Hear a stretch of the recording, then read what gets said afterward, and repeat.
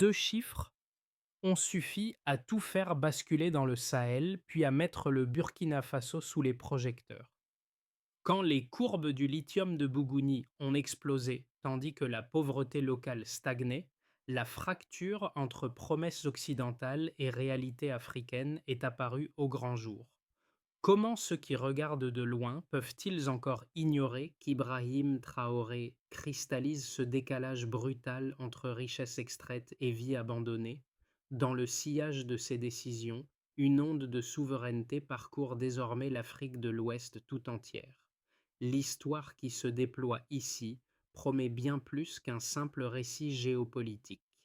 Elle éclaire les mécanismes concrets qui ont transformé une décision nationale en enjeu continental. Au cœur de cette séquence, l'intérêt principal pour le lecteur tient en une idée simple de 10 mots: comprendre comment une ressource peut renverser un rapport de force. Le Burkina Faso, longtemps considéré comme une périphérie silencieuse, devient ainsi un laboratoire où s'observent quasiment en temps réel les effets du contrôle des matières stratégiques sur la souveraineté politique. Les choix effectués dans le Sahel, qu'il s'agisse de dissoudre une institution contestée, de réorganiser l'accès aux gisements ou de redéfinir les alliances militaires, ne relèvent pas d'un acte isolé, mais d'une tentative d'interrompre un cycle d'exploitation ancien. Et si cette rupture se confirmait, qu'impliquerait-elle pour les États voisins, pour les puissances déjà engagées sur le terrain et pour l'équilibre économique d'une région en recomposition rapide? C'est à ce point précis qu'apparaît le premier micro-hook: ce qui semblait lointain vous concerne plus que vous ne l'imaginez. La bascule s'est produite plus tôt qu'on ne l'imagine et elle s'est matérialisée par un indicateur précis. En 2020, la demande mondiale de lithium a bondi de 50%, révélant un déplacement brutal des intérêts stratégiques vers le Sahel. Ce chiffre, passé presque inaperçu dans les médias généralistes, a pourtant servi de déclencheur silencieux à une série d'ajustements politiques qui ont changé la trajectoire du Burkina Faso. Pour comprendre ce mouvement, il faut revenir brièvement à la dynamique qui a précédé l'ascension d'Ibrahim Traoré, lorsque le pays était encore perçu comme une zone périphérique, fragmentée par l'insécurité et contrainte par des partenariats asymétriques. La région du Sahel, déjà convoitée pour ses ressources aurifères, s'est retrouvée au centre d'une compétition mondiale nouvelle dès l'instant où les réserves de Bougouni, au Mali voisin, ont été réévaluées comme l'un des potentiels gisements de lithium les plus prometteurs de la décennie. Ce qui n'était qu'un intérêt géologique est devenu, en quelques mois, une mécanique d'influence où se croisent ambitions énergétiques, présence militaire et réécriture médiatique. Le Burkina Faso, en s'alignant sur un discours de souveraineté assumée, a alors rompu avec un modèle qui semblait immuable depuis des décennies, celui où les décisions locales étaient fortement conditionnées par les attentes des anciennes puissances coloniales. Cette rupture ne s'est pas faite par un geste unique, mais par une succession de signaux, dont la dissolution d'une commission électorale financée par l'extérieur et la remise en question d'une présence militaire installée de longue date. L'onde qui en résulte dépasse désormais les frontières du pays. Elle restructure la manière dont les États du Sahel négocient leurs ressources et redéfinissent leurs alliances. Et c'est précisément ce cadre, fait de pressions visibles, d'accords implicites et d'affrontements narratifs, qui permet de comprendre pourquoi chaque décision prise au Burkina Faso trouve aujourd'hui un écho immédiat sur la scène régionale. Pour saisir la dynamique réelle qui traverse le Burkina Faso, il faut adopter l'angle d'un analyste qui observe comment les premiers signaux faibles se transforment en effets tangibles. L'une des clés réside dans la manière dont certaines communautés locales ont réagi dès que les discussions autour du lithium sont devenues publiques. Dans la commune de Nouna, par exemple, un groupe de coopératives agricoles a constaté que la circulation des intermédiaires étrangers augmentait soudainement autour des axes menant vers le Mali. Ce mouvement, à première vue anodin, a été interprété par les acteurs locaux comme la preuve qu'un changement d'échelle était en cours, confirmant que les ressources extractives redistribuent silencieusement les rapports d'influence. Un second micro-case éclaire encore davantage cette transition. Dans la région de Cascade, un collectif de jeunes chercheurs a commencé à cartographier les flux économiques informels afin de démontrer que l'activité extractive parallèle, longtemps négligée, faussait l'économie réelle du pays. Ces travaux, relayés ponctuellement dans la presse régionale, ont alimenté le récit d'une souveraineté économique à reconquérir, récit dans lequel le rôle d'Ibrahim Traoré trouve un écho particulier, puisqu'il s'inscrit dans une volonté affirmée de rompre avec les zones d'opacité. Ces éléments montrent que le tournant géopolitique ne s'est pas joué uniquement dans les capitales, mais dans une série d'indices repérés sur le terrain, là où les tensions entre ressources stratégiques, contrôle extérieur et attentes sociales deviennent immédiatement visibles. Toutes convergent vers une même interrogation. Qui profite réellement du sous-sol africain? Avant que le tournant ne soit officialisé, le Burkina Faso suivait encore le schéma classique imposé par les puissances extérieures. Après les premières décisions souveraines, ce schéma s'est fissuré à grande vitesse. Ce contraste avant et après constitue le véritable point de départ de la chaîne d'événements qui va redessiner tout le Sahel. Le premier déclencheur survient lorsque les autorités burkinabées décident de dissoudre une commission électorale financée par l'extérieur. Ce geste, perçu comme une remise en cause directe d'un dispositif considéré comme neutre, a agi comme un révélateur des tensions préexistantes. Les puissances occidentales ont immédiatement réagi, qualifiant Ibrahim Traoré de dirigeant autoritaire, alors même que la mesure visait à replacer la décision politique entre les mains du pays. Au même moment, les signaux venant du Mali voisin, notamment la médiatisation des réserves de lithium de Bougouni, ont amplifié la perception d'un basculement stratégique imminent. Les routes commerciales se sont réorganisées et plusieurs acteurs étrangers ont intensifié leur présence discrète sur les axes reliant les zones minières au Sahel central.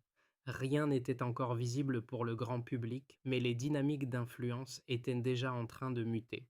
Le point de tension maximal apparaît lorsque les forces maliennes affrontent des combattants du GNIM près de Bougouni, une zone devenue sensible depuis la réévaluation des gisements.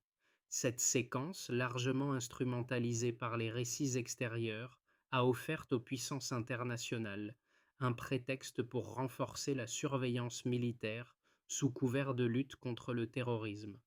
Dans ce climat, Ibrahim Traoré prend la décision d'expulser les troupes étrangères stationnées depuis des années au Burkina Faso. Le geste est abrupt, frontal et rompt avec des pratiques diplomatiques installées depuis des décennies. La réaction est immédiate. Multiplication des communiqués internationaux, montée en intensité de la pression médiatique et apparition d'une fracture narrative nette entre discours occidentaux et voix africaines. La région entière devient un terrain où la bataille militaire se superpose à une bataille de récits. Dans les zones rurales, la perception change. Ce n'est plus seulement une question de sécurité, mais une lutte pour le contrôle des ressources que beaucoup considèrent désormais comme détournées. Une fois la rupture consommée, les répliques se succèdent. Les pays voisins observent, hésitent, puis certains commencent à reprendre un discours similaire, évoquant souveraineté, réappropriation et réduction de dépendance. Des figures politiques africaines apportent leur soutien public à Ibrahim Traoré, renforçant l'idée d'un mouvement continental. Dans les régions frontalières, de petites communautés témoignent d'une militarisation croissante liée à la concurrence autour des minerais. Sur le plan diplomatique, le Burkina Faso voit émerger de nouveaux partenaires, tandis que les anciens renforcent leur rhétorique critique. La situation devient un point d'équilibre instable où chaque geste crée une onde supplémentaire. Mais un fait demeure, le Sahel n'est plus spectateur, il devient acteur de son propre récit. La dynamique économique du Sahel devient lisible dès lors qu'on observe un simple passage du baseline au delta. La production africaine de lithium représente environ 5% de l'offre mondiale, puis voit son importance stratégique exploser lorsqu'on réalise que le continent détient plus de 60% des réserves connues. Ce premier écart, souvent cité mais rarement expliqué, illustre la distance entre richesse potentielle et valeur réellement captée. Et si cette disproportion semble flagrante, elle devient encore plus nette lorsqu'on y superpose un second indicateur essentiel. La demande mondiale de lithium a augmenté de 50% en 2023.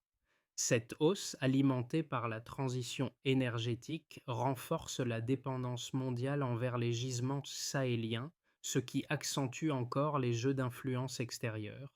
Chaque chiffre décrit un déplacement de pouvoir, et ce déplacement explique pourquoi le Burkina Faso est désormais soumis à une pression accrue. Ce trio de données ne constitue pas une abstraction géoéconomique. Il structure directement les décisions politiques d'Ibrahim Traoré. Lui sait que si le Burkina Faso ne contrôle pas ses ressources dès maintenant, il perdra bien plus qu'un gisement. Il perdra la capacité de fixer ses propres règles au moment où la valeur des minéraux rares est en train de définir les hiérarchies internationales. C'est précisément ce que montrent les rapports régionaux, qui insistent sur la nécessité pour les États du Sahel de consolider leur position avant que les multinationales n'imposent des dispositifs contractuels difficilement réversibles. Les ressources stratégiques, une fois mises en tension, entraînent des effets en cascade. L'augmentation de 50% de la demande de lithium ne se traduit pas uniquement par une hausse des prix. Elle ouvre un cycle où chaque acteur tente de sécuriser ses approvisionnements au détriment de la souveraineté locale. Cette pression se matérialise par des interventions militaires déguisées, par des narratifs médiatiques orientés et par une multiplication d'accords opaques. Le Burkina Faso, pris entre prudence diplomatique et nécessité de rupture, se trouve à un point où renoncer ne serait plus un simple choix politique, ce serait une perte structurelle. La donnée la plus révélatrice reste pourtant la suivante. Les pays africains exportent chaque année 200 milliards de dollars de ressources naturelles, mais n'en captent qu'environ 10% en retombées économiques internes. Cette asymétrie, qui résume des décennies de dépendance, représente la justification centrale des décisions actuelles.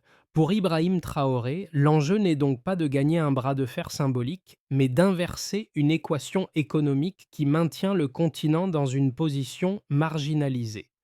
Et cette équation devient explosive lorsque les minerais stratégiques, comme le lithium, s'ajoutent à des territoires déjà fragilisés par les interventions extérieures. Dans ce contexte, les chiffres ne décrivent pas seulement un marché, ils décrivent une bataille. Une bataille où chaque pourcentage, chaque tonne, chaque projection devient un élément d'influence. Et c'est en comprenant cette mécanique qu'on perçoit l'enjeu réel. La souveraineté ne se joue pas seulement dans les discours, mais dans la maîtrise des flux économiques qui façonnent le futur du Sahel. Pour saisir les tensions actuelles autour du Burkina Faso, il faut d'abord présenter avec équité les deux visions qui s'opposent, chacune portée par des arguments cohérents et souvent défendue par des voix influentes. D'un côté, les partisans du modèle occidental affirment que la présence militaire et les investissements étrangers constituent un rempart indispensable contre l'instabilité du Sahel. Selon eux, la lutte contre le terrorisme nécessite une coordination internationale forte et les flux Les flux financiers venus d'Europe ou des États-Unis offriraient une modernisation accélérée des infrastructures, des emplois et une stabilité administrative que le pays aurait du mal à atteindre seul. Il rappelle que ces investissements visent à sécuriser les régions frontalières et à renforcer la capacité de réponse face aux groupes armés, ce qui, à leurs yeux, justifie largement la continuité d'un partenariat asymétrique. En face, un autre camp défend une thèse inverse. Cette présence extérieure, loin de stabiliser la région, aurait contribué à un cycle d'exploitation prolongé. Les décennies d'implication étrangère n'ont ni réduit l'insécurité, ni amélioré la redistribution des richesses issues des ressources naturelles. Des rapports cités dans la région soulignent que la majorité des bénéfices liés aux minerais du Sahel quittent le continent, laissant aux populations locales des infrastructures limitées et des perspectives économiques restreintes. Pour ces défenseurs d'un nouveau paradigme, l'ingérence persistante empêche l'émergence d'un modèle de développement réellement africain fondé sur la souveraineté, la transparence et la maîtrise des ressources stratégiques. C'est dans cette opposition que s'inscrit la position d'Ibrahim Traoré. Ces décisions, qu'il s'agisse d'expulser des forces étrangères ou de dissoudre une commission électorale financée par d'autres États, se fondent sur l'idée que l'Afrique capte aujourd'hui trop peu de la valeur qu'elle produit. Les données disponibles montrent en effet que les pays africains exportent chaque année des ressources colossales, mais ne bénéficient que d'une petite fraction de ces richesses. Ce constat sert de réponse solide aux critiques. La rupture qu'il propose n'est pas un rejet aveugle des partenariats internationaux, mais une tentative de rééquilibrer un rapport de force devenu intenable. Tout change en un instant.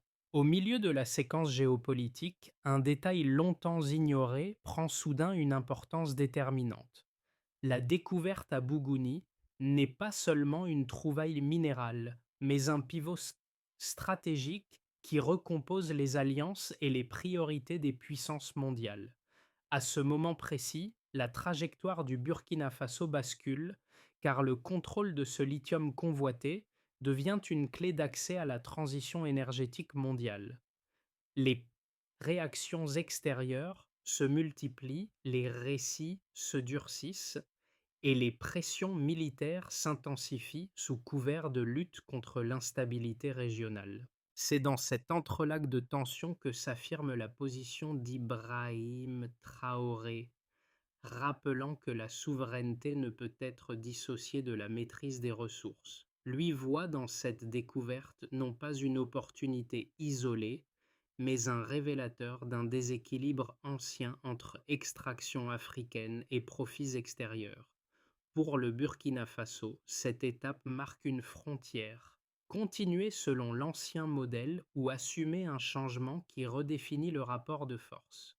Et à partir de ce point, chaque décision pèse 2 fois plus lourd qu'avant. Les conséquences du tournant d'amorcer au Burkina Faso ne se limitent plus aux déclarations politiques.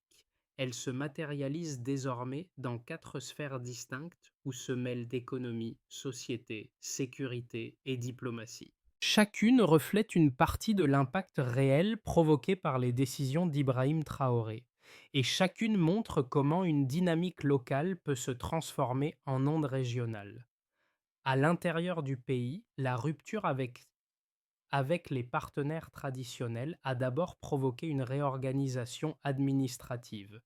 Les institutions locales, longtemps dépendantes de dispositifs financés par l'extérieur, se voient contraintes de revoir leurs procédures et leurs priorités.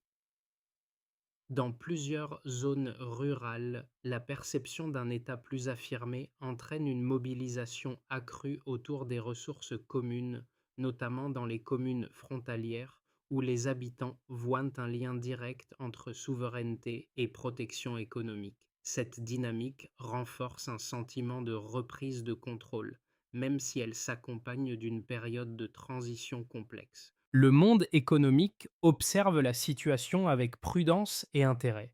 La mise en avant des gisements stratégiques, en particulier le lithium, pousse certaines entreprises africaines à envisager des partenariats régionaux plutôt que de dépendre des canaux traditionnels dominés par l'Occident. Cependant, de nombreux investisseurs étrangers, inquiets de l'instabilité narrative, ralentissent temporairement leurs engagements, imposant une période d'ajustement pour les secteurs miniers et logistiques. Cette recomposition force le pays à clarifier ses règles, à renforcer la transparence et à définir un cadre qui permette d'attirer des capitaux sans compromettre l'autonomie économique voulue par Ibrahim Traoré. Pour la population, les impacts sont visibles dans le discours quotidien. La lutte pour la souveraineté, relayée par les médias locaux et les leaders communautaires, devient un élément de cohésion dans un pays longtemps fragmenté. Beaucoup voient dans les décisions récentes l'espoir d'un partage plus équitable des richesses et la fin d'un cycle où les ressources partaient et la pauvreté restait. Cependant, cette attente élevée crée aussi une pression considérable. Les populations souhaitent des résultats concrets, des services améliorés et une redistribution perceptible. C'est une phase où la confiance peut se consolider ou se fissurer. À l'échelle du Sahel, les répercussions sont immédiates. Le Mali et le Niger, confrontés aux mêmes enjeux, suivent de près les choix du Burkina Faso. Une convergence narrative apparaît, celle d'une Afrique qui refuse d'être réduite au rôle de pourvoyeuse de matières premières pour des économies extérieures. Cette synchronisation modifie les équilibres géopolitiques, provoquant la vigilance des puissances occidentales et l'intérêt croissant d'acteurs émergents. Dans ce jeu, chaque geste d'Ibrahim Traoré dépasse désormais la frontière nationale et influence les calculs stratégiques de toute la région. Les mois à venir s'annoncent décisifs pour le Burkina Faso et par extension pour tout le Sahel. Les décisions déjà engagées ont créé un point d'inflexion dont les effets se prolongeront sur une période de 6 à 12 mois, selon l'évolution des alliances, des pressions extérieures et de la capacité interne à absorber les changements. Trois trajectoires plausibles se dessinent aujourd'hui, chacune éclairant une facette de la stratégie portée par Ibrahim Traoré. Dans l'hypothèse la plus probable, le pays consolide progressivement ses structures administratives tout en maintenant une vigilance élevée sur les zones frontalières. Les tensions diplomatiques persistantes avec certaines puissances occidentales continuent d'alimenter un climat incertain, mais l'appui régional, notamment du Mali et du Niger, compense une partie de cette pression. Le Burkina Faso renforce alors ses partenariats alternatifs sans rupture brutale et consolide son contrôle sur les ressources stratégiques. C'est un scénario de transition, lent, rugueux, mais cohérent. Dans cette version, les décisions d'Ibrahim Traoré inspirent une dynamique de coopération renforcée entre les États du Sahel. Les pays alignent leurs stratégies minières, redéfinissent les accords commerciaux et obtiennent des marges de manœuvre inédites face aux multinationales. La valeur stratégique du lithium attire de nouveaux partenaires prêts à négocier selon des modalités plus équitables, permettant au pays d'investir dans ses infrastructures essentielles. La stabilité interne progresse et un modèle régional ancré sur la souveraineté commence à émerger. Dans le cas où les puissances étrangères décideraient de recourir à des sanctions ou à des interventions indirectes, la situation pourrait rapidement se tendre. La réduction des investissements, combinée à l'intensification des opérations militaires sous prétexte de lutte antiterroriste, isolerait le Burkina Faso. Les prix des denrées augmenteraient, les infrastructures souffriraient et la population pourrait s'impatienter face à des résultats visibles tardant à apparaître. La souveraineté resterait un objectif, mais au prix d'une instabilité prolongée. Voici une recommandation formulée de manière plus douce pour accompagner la lecture. Pour comprendre ces scénarios, il faut adopter une logique simple. Penser en chaîne, pas en événements isolés. Chaque choix, chaque réaction extérieure, chaque ajustement interne ajoute une pièce à un système en mouvement. Et dans ce système, le rôle d'un leader comme Ibrahim Traoré pèse davantage qu'il n'y paraît. Pour comprendre pleinement ce qui se joue au Burkina Faso, il faut descendre de l'échelle géopolitique et se placer à hauteur de celles et ceux qui observent, s'interrogent ou subissent ces transformations. Trois groupes se trouvent directement touchés par les choix opérés dans la région, chacun à un niveau différent, mais tous connectés par le même fil, la souveraineté. Du point de vue des citoyens africains attentifs au changement, pour eux, l'enjeu n'est pas abstrait. La maîtrise des ressources, la réorganisation des alliances et la remise en question des structures héritées sont perçus comme des signaux d'une Afrique qui s'affirme. Dans ce cadre, les décisions d'un dirigeant comme Ibrahim Traoré deviennent des repères, parfois source d'espoir, parfois de prudence. Ils suivent ces évolutions parce qu'elles influencent leur quotidien, leur sécurité et leurs perspectives économiques. Du côté de la diaspora, qui observe l'évolution des modèles, la diaspora africaine, présente en Europe, en Amérique ou au Moyen-Orient, observe avec un mélange d'attentes et d'exigences. Elle voit dans ces transformations la possibilité d'un rapport renouvelé au continent, où les choix politiques ne seraient plus dictés par des intérêts extérieurs. Pour beaucoup, la dynamique actuelle rappelle l'importance de soutenir des modèles qui valorisent la transparence, l'équité et la souveraineté économique. Selon les observateurs internationaux et les analystes, pour eux, le Burkina Faso devient un cas d'étude crucial. Ils y lisent une tentative de redéfinir les règles d'un système global qui a longtemps marginalisé les économies africaines. Ils évaluent les risques, les opportunités et les répercussions régionales, tout en comprenant que cette transition pourrait influencer durablement les équilibres géopolitiques. Ces trois regards convergent vers une même idée. Le Sahel n'est plus un arrière-plan, mais un espace où se joue une partie du futur du continent. Pour qu'un projet de souveraineté devienne durable, il doit s'appuyer sur un enchaînement d'actions précises, hiérarchisées et mesurables. Au Burkina Faso, les décisions prises jusqu'ici ont ouvert une trajectoire, mais leur consolidation repose sur une méthode claire que les acteurs nationaux peuvent suivre dans les mois à venir. Pour commencer, il est essentiel de clarifier la gouvernance des ressources. Sous l'impulsion d'Ibrahim Traoré, une instance dédiée pourrait être structurée autour d'experts locaux. Mission: auditer les flux extractifs, publier des données trimestrielles et établir des critères de redistribution. Indicateurs: transparence documentée et traçabilité des revenus.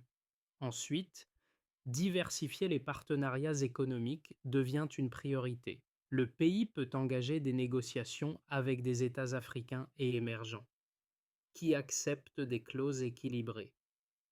Objectif: réduire la dépendance envers les multinationales historiques. Indicateur: proportion de contrats contenant une participation locale majoritaire.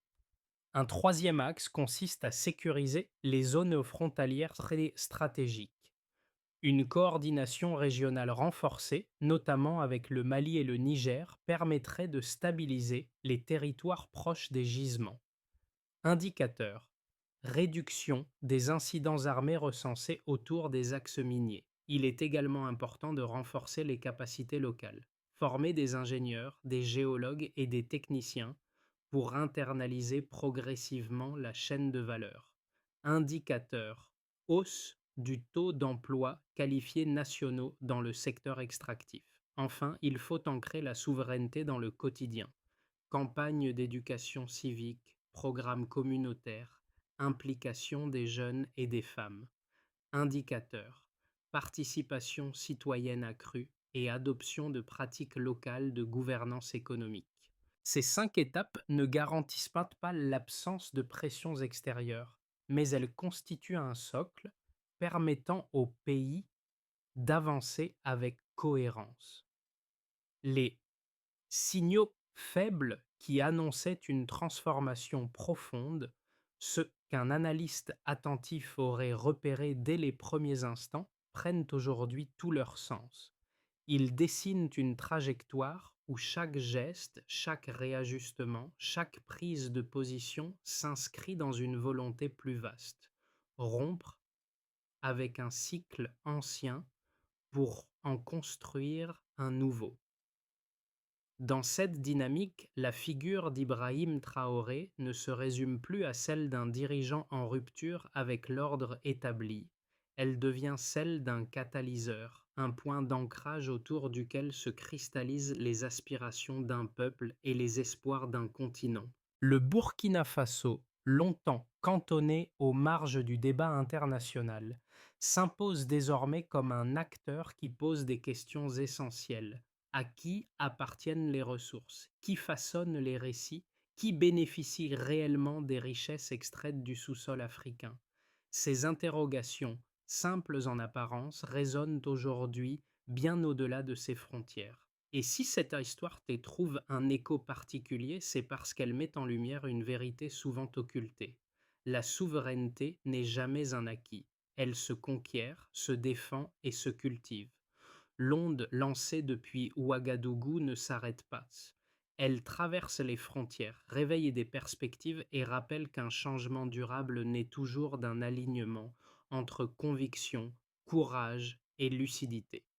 L'histoire qui se joue aujourd'hui au Burkina Faso dépasse largement le cadre d'un pays ou même d'un leader.